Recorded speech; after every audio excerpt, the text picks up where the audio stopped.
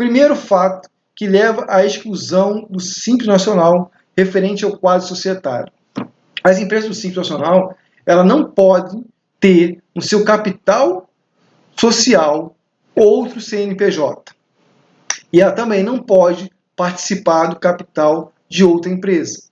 Por exemplo, uma holding, ela é sócia de várias empresas. Essas empresas que ela é sócia, elas não podem ser do Simples Nacional. O que ela faz, ela tem um CNPJ no seu capital social. E a holding não pode ser Simples Nacional porque ela faz parte do quadro societário de outras empresas. Tá? Então, não pode ter quadro societário composto por uma empresa ou por vários sócios CNPJ. Tá? Um outro caso que é excludente do Simples Nacional referente ao quadro societário é se o sócio é domiciliar no exterior. Não pode ter sócio domiciliar no exterior. Felipe, então não pode ter sócio estrangeiro? Não, não é isso que eu estou falando. O sócio estrangeiro, quando ele quer abrir empresa aqui no Brasil, e a empresa está no Simples Nacional, ele tem que ter o seu CPF, ele faz o registro aqui e tem domicílio tributário aqui no Brasil, e aí ele pode fazer parte do quadro societário de uma empresa do Simples Nacional. Mas, por exemplo, muitos brasileiros foram morar em Portugal. E aí, existe uma declaração, aproveitando que estamos na época de declaração de imposto de renda, existe uma declaração de imposto de renda que fala que é a saída definitiva do país. Declaração de saída definitiva do país. Se esse sócio da empresa do Simples Nacional fez uma declaração de saída definitiva do país, ele não poderá fazer parte do quadro societário da empresa se ele quer que a empresa esteja no Simples Nacional. Se a empresa tiver um sócio domiciliar no exterior, ou seja, esse sócio que foi morar em Portugal fez a declaração definitiva, essa empresa não pode mais ser parte do Simples Nacional. Ela vai ser excludente do Simples Nacional. Tá? Esse é o segundo ponto. O terceiro ponto é quando o sócio é a pessoa física, tá? Não pode ter pessoa jurídica, é sócio de outra empresa no Simples Nacional. Como eu falei, o sócio pode ter mais de uma empresa, várias empresas no Simples Nacional. Uma das especificações, essa terceira, né, diz o seguinte: se ele é sócio de várias empresas no Simples Nacional, ele tem que fazer o somatório de todo o faturamento bruto, RBA, para saber se o somatório dos faturamentos não ultrapassam 4.800.000. Felipe, e se ultrapassar? Se ultrapassar, todas as empresas estão fora do Simples Nacional. E aí é muito importante. O fisco inicialmente não vai saber. A exclusão, o Simples, tem que ser um comunicado do empresário, lá no portal LECAC, e solicitar a exclusão do Simples Nacional. Se o fisco posteriormente pegar essa informação, verificar que ele é sócio de várias empresas e que a soma do faturamento bruto daquelas empresas, o RBA, ultrapassou 4.800.000, ele vai excluir as empresas do Simples Nacional de forma retroativa do período e você vai ter que recolher as empresas, os impostos, declarações fora do Simples Nacional. E aí tem multas, juros, que você não recolheu o imposto de renda, contribuição social, PIS, COFINS, não fez DCTF, não fez PET de contribuições. Então é muito agravante isso aqui, tá? Ficar atento com relação. Eu sei que muitos sócios, muitas empresas abrem empresas e botam em contadores diferentes. E aí o contador acaba não sabendo. Mas pergunta para o seu cliente se ele tem outra empresa para verificar essa soma de faturamento. Tá? Isso é muito importante. O quarto tópico é referente ao sócio, pessoa física, não pode ser pessoa jurídica.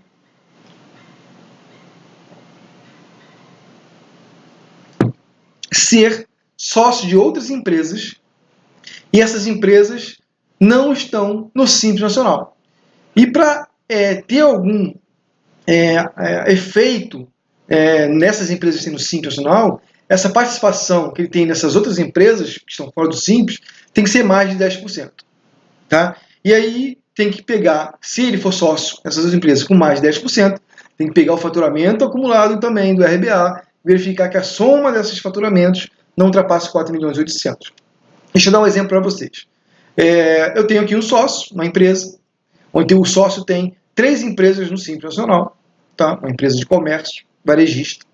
E ele foi convidado por um amigo a fazer parte do quadro societário de uma indústria. Essa indústria está no lucro presumido e fatura aí 5 milhões por mês. Tá?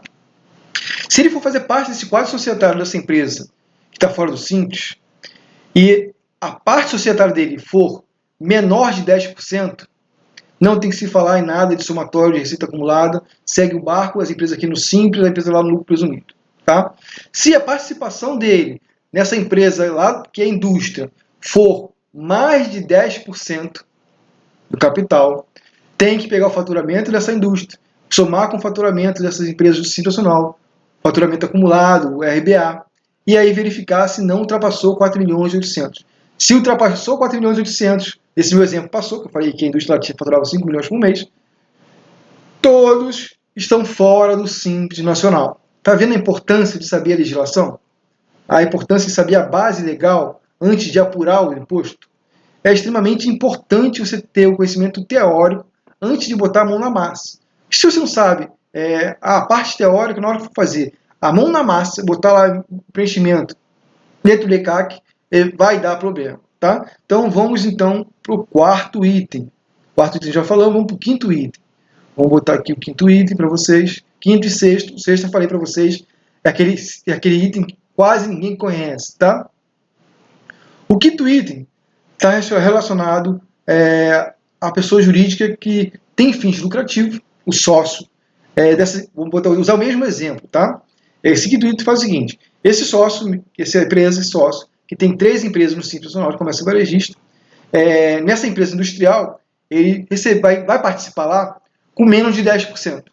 Beleza? E aí nós vimos que com menos de 10%, não soma nada, segue o barco, essas empresas no Simples, lá no presumido. Mas ele foi convidado para participar dessa empresa, dessa indústria, sendo administrador.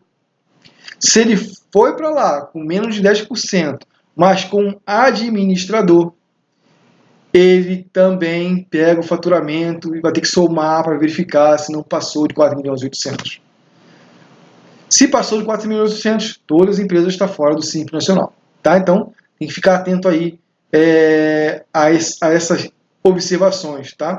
Ele, quando ele vai lá para ser sócio dessa empresa lá, tá? Aqui, ó, deixa eu ler para vocês. Ó. Cujo sócio titular seja administrador ou equiparado da outra pessoa jurídica com fins lucrativos, desde que essa receita bruta global não ultrapasse 4 milhões e 800. Lá na legislação está dizendo que ele vai lá como sócio.